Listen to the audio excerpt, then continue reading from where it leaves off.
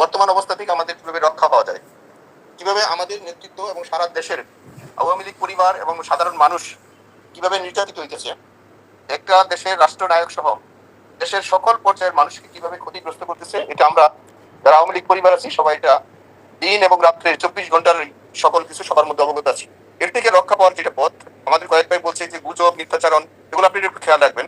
কোনো ডেডলাইন, কোনো তারিখ, এগুলো যেন কারো মুখের থেকে না বুঝা, না যাই, না শুই না, বাস্তব অবস্থা যেটা যেন না করা হয়। আওয়ামী লীগের 77 বছর দল, প্রাচীনতম দল, এই সংগঠন একটা রাষ্ট্র মানুষের স্বাধীন সার্বভৌমত্ব একটা উপহার দিচ্ছে। সেখানে আমরা আমাদের সকলের এই কথাবার্তা এবং চলা সমঝোতার মধ্যে, সম্মানের মধ্যে হওয়া উচিত। এটা যেন আমরা সবাই খেয়াল রাখি। কারণ এই দেশটা আমাদের, কারণ যে শকুনরায় দেশ দখল করছে সেটা থেকে রক্ষা পাওয়ার জন্যই আমাদের মধ্যে সেই শৃঙ্খলাটা থাকবে। বিপদ আল্লাহ দেয়, আল্লাহই রক্ষা করে। আমাদের ভুলটুটি জানা অজানার মধ্যে যেগুলো ছিল আমরা সকলেই জানি। সেই হিসাবে আমাদের নেতা যিনি প্রধান, তাকে আমাদের দেশে কিভাবে আনা যায়, ওনার যতটুকু জ্ঞান বুদ্ধি এবং তার যতটুকু আল্লাহর কাছে চাও পাওয়া আছে সেটা থাকবে, এবং আমাদের সকলের মধ্যে একটা ঐক্য এবং সাহস এবং সততার জায়গাটা থাকতে হবে। আজকে ধরুন আমরা এখানে কয়েকশো মানুষ একসাথে আসছি। আওয়ামী লীগ এমন একটা সংগঠন, যে সংগঠনে শুধু ছাত্রলীগের 36 লক্ষ নেতা থাকার কথা, সেম যুবলীগেরও 36 লক্ষ নেতা থাকার কথা, এবং অন্য সংগঠনেরও এই মিলে আমাদের 1,72,00,000 শুধু নেতা যাদের পদ আছে, এই অবস্থা আমাদের নেতৃত্বটা থাকার কথা ছিল। কেন বা কিভাবে হয় নাই বা হয়েছে, এটা আপনারা সবাই জানেন। এই 1,72,00,000 শুধু আমাদের নেতা থাকার কথা। পৃথিবীর কোন দেশে যদি একসাথে 50,000 মানুষ দাঁড়ায়, তার পরাজয় হয় না। আমরা সবাই বক্তা, সবাই বুঝি, সবাই জানি সবকিছুর মধ্যে আমাদের কি হয়েছে কি হয় না, এটা আমরা সবাই জানি। আমি বললাম 1,00,000 মানুষ যদি আমরা একসাথে হই, তাহলে সেখানে কোনো শক্তি এই শক্তিকে দমাইতে পারে না।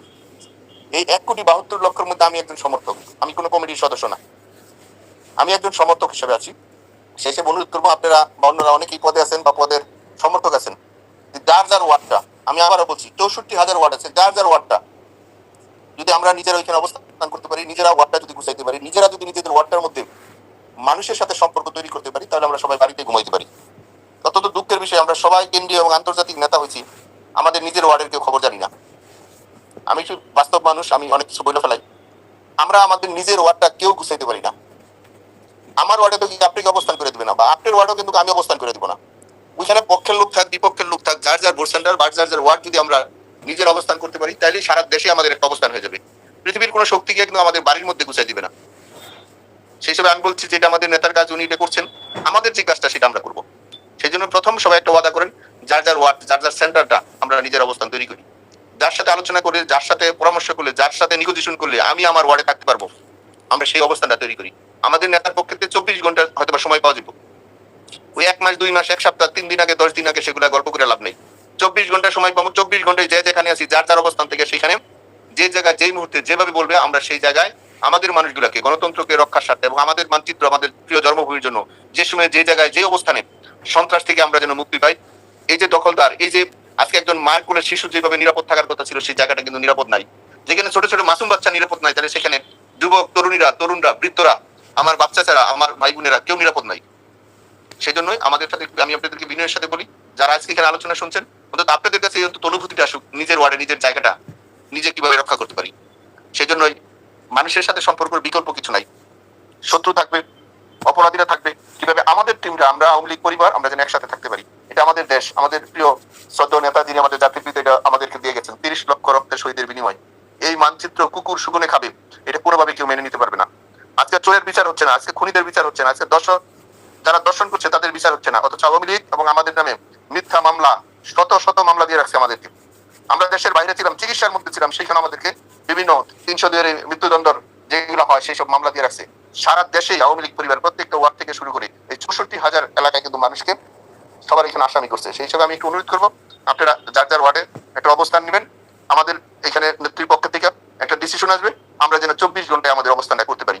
এটা আমাদের দেশ, এটা আমাদের জন্মভূমি। এই জন্মভূমির জন্য যা দরকার, যা প্রয়োজন, মানুষের শান্তিতে রাখার জন্য, মানুষকে নিরাপত্তা দেওয়ার জন্য আমাদের পক্ষে যা যা প্রয়োজন, আমরা সবকিছু নিয়ে প্রস্তুতি নিয়ে আমাদের এই প্রিয় জন্মভূমি মানুষের যে ন্যায় বিচার পায়, মানুষের স্বাধীন চেতনায় চলতে পারে, এর জন্য যা যা প্রয়োজন আমরা আল্লাহর রহমতে, আল্লাহর অশেষ দয়ায়, কারণ মানুষ আমাদের ভুল ত্রুটি আছে, আল্লাহর কাছে আমরা ক্ষমা চাই।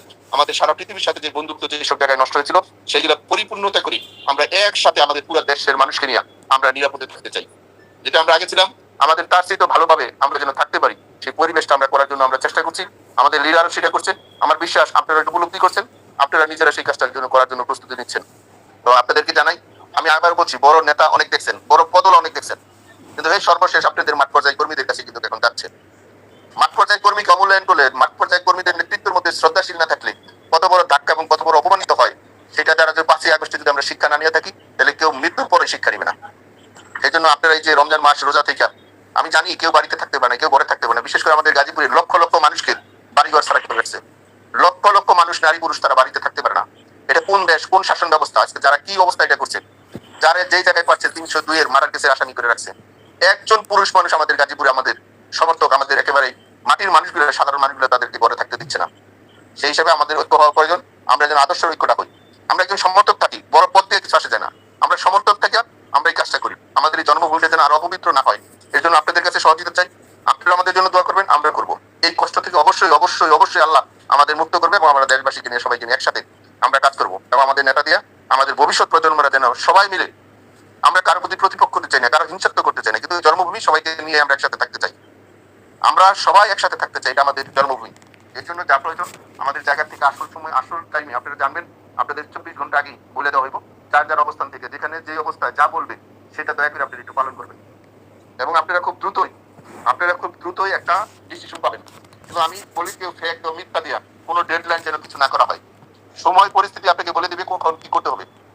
সেই জন্য ফেসবুক অবশ্যই চালাবেন, কিন্তু এটা নিজেদের টিম এবং সবকিছু যাচাই বাছাই করা। প্রতিপক্ষ অনেক ধরনের মিথ্যাচারণ করতে চাইবে, অনেক ধরনের কুৎসা এবং বদনাম, এবং আমাদের কর্মী এবং নেতাদেরকে তারা অপমানিত করতে চাইবে। সেটা যেন আমরা খেয়াল রাখি। আমরা প্রত্যেকটার কথার যেন রাজনৈতিকভাবে সেটা যেন আমরা উত্তর দিই। আমরা যেন রাজনৈতিকভাবে উত্তর দিই। আমাদের ভাষা, আমাদের চলাফেরা, নম্রতা, ভদ্রতা যেন মানুষ মনে করে এবং বিশ্বাস করে আমাদের উপরে, এবং আওয়ামী লীগের পরিবারের উপরে, আমাদের সহযোগী সংগঠনের পরিবারের উপরে যেন যেভাবে আয়নারা যেভাবে অত্যাচার করেছে, আমাদের দেশবাসী যেন জানতে পারে এবং বুঝতে পারে। বোঝানোর জন্য আমাদের পক্ষ থেকে যা যা দরকার আমরা সেটা যেন করবো। কোনোভাবে যেন আমাদের নাগরিকরা যেন কষ্ট না পায়, এটা আপনারা খেয়াল রাখবেন। কারণ আজকে কোনো মানুষ নিরাপত্তা নাই আমাদের দেশে।